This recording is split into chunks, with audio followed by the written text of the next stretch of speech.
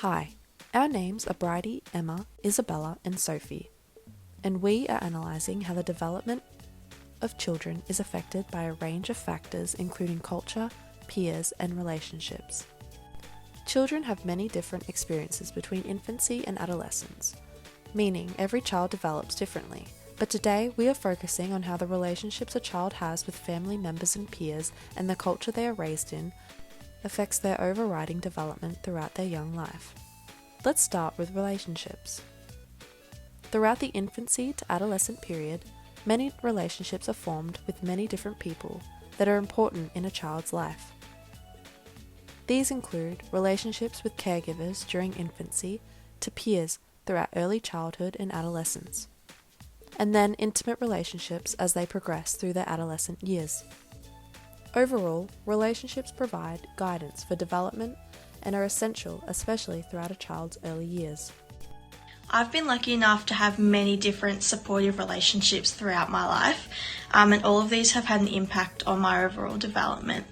Ever since birth, I've had a very close relationship with my parents, who were my primary caregivers throughout my early childhood years, and this close relationship has now progressed into my late adolescent, early adulthood years, and I'll treasure that forever.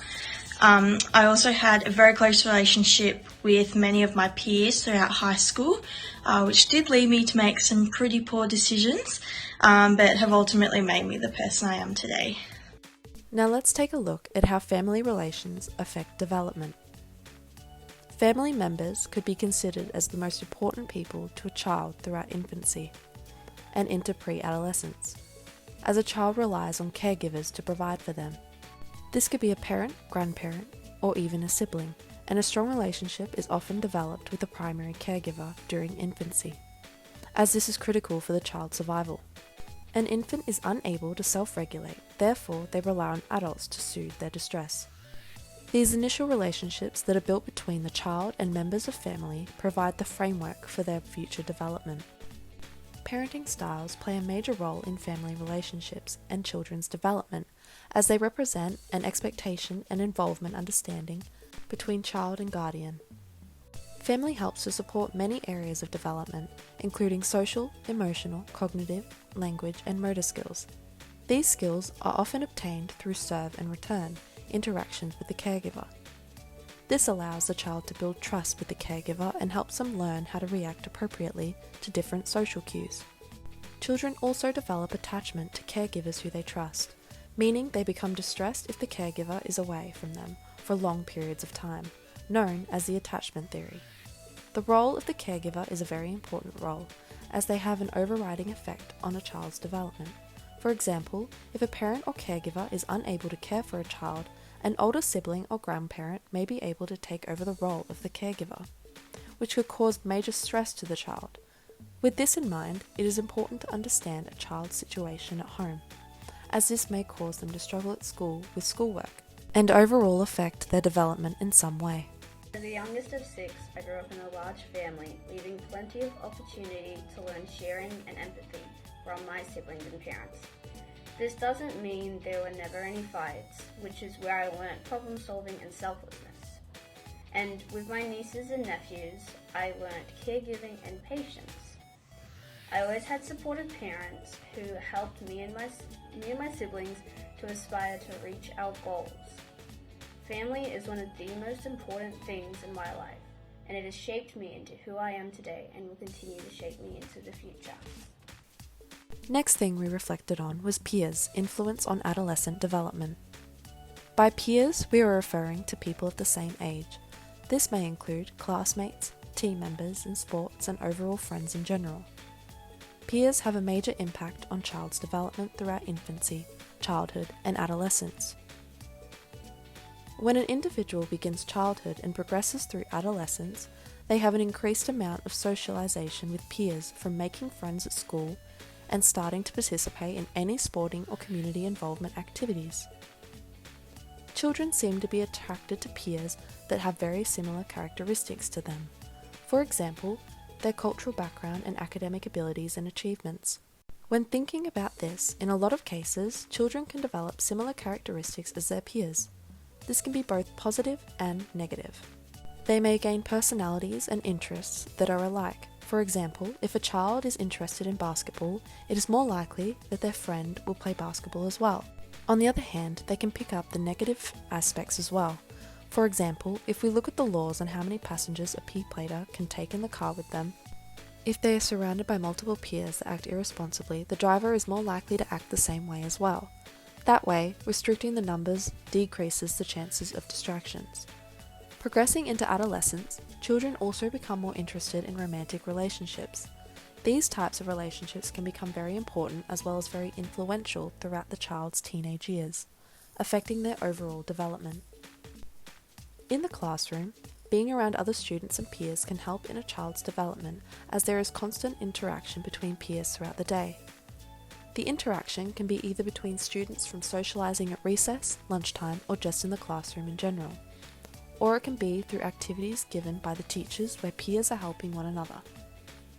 Peers that are at a lower level in their learning may be able to learn from those that are at a higher developmental level, from communicating and interacting with them during school. This can be known as observational learning, which was developed by Albert Bandura, where people acquire behaviour, thoughts and feelings through observation. Classes where the students are all relatively at the same level can help with a child's development as well. If students in the class are all at the same high level, it means that students can develop skills and knowledge at a higher and faster rate. Whereas if a class is at a lower level in development, they will have to take more time on learning certain content and slow down their rate of development. My peers were very important for my overall development, especially in my childhood and young adolescence where I was doing a lot of learning. I went to a small primary school, and for the most part, from grades prep to 4, I only had one other person in my grade. I would say that she especially had a major impact in my level and rate of development. Because it was just the two of us, we've always been close, but apart from that, we were both learning at a very fast rate, especially in the younger years of school. This was beneficial for me as it was helping me to stay at the level I needed to be at, especially in terms of my brain and cognitive development. Because it was such a small school, this was also helpful for my social and emotional development. Knowing and being able to socialise with all of my peers was beneficial for me to feel happy at school and create lifelong friendships. Cultural upbringing also impacts on children's development. The socioeconomic status of families, along with what may be normal for families compared to others. For example, some families may follow a religion or traditional practices that become a part of the child's norms. This plays a large part of their development as they learn how to socialise and interact within their own cultural upbringing. However, this also may become a barrier if their peers do not share the same cultural background.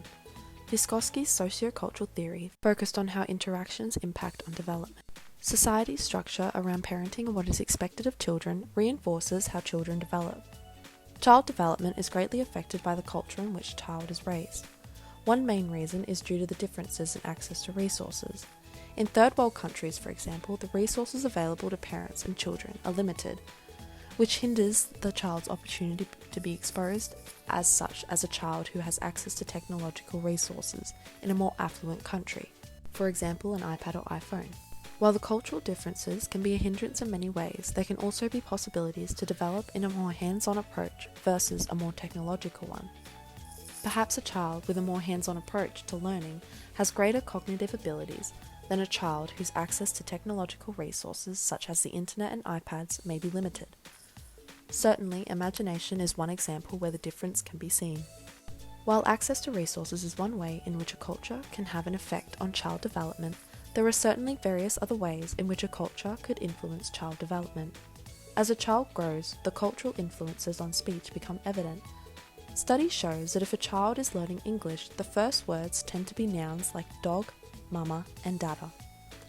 Whereas in other countries like China, which is more of a verb-indulging language, they learn more verbs like see, stop, and think, due to the different language structure that they are taught. Chinese children learn to notice the link between action and the relationship of certain objects, while children from the United States are taught to name physical objects and their texture, size, and quantity. These differences were noticed when surveying the differences in interpretations of art between children from the United States as well as China. Overall, childhood development majorly relies on bonds made and communication with different relationships between peers and family. The culture that children are raised in also plays a big role in their development of their different values and beliefs. A lot of childhood development aspects interrelate. For example, as a child's brain is developing and broadening, it generally means they increase their knowledge of skills, contributing to the cognitive development. Depending on what level they are within their development, therefore depends on the difficulty of the skill. If their brain and cognitive development is widening, it allows them to be able to socialize at a higher level with friends, thus improving their social emotional development. Families and peers play a very big role in the crucial aspects of development from childhood through to adolescence. Both family and peers are the main people that children are around when growing up. Generally, they are either at home surrounded by family or at school where they are surrounded by peers. They both provide guidance for the child throughout their life, specifically their early childhood leading into adolescence. They help them to gain the skills and knowledge they need in order for their development to flourish in their day-to-day lives.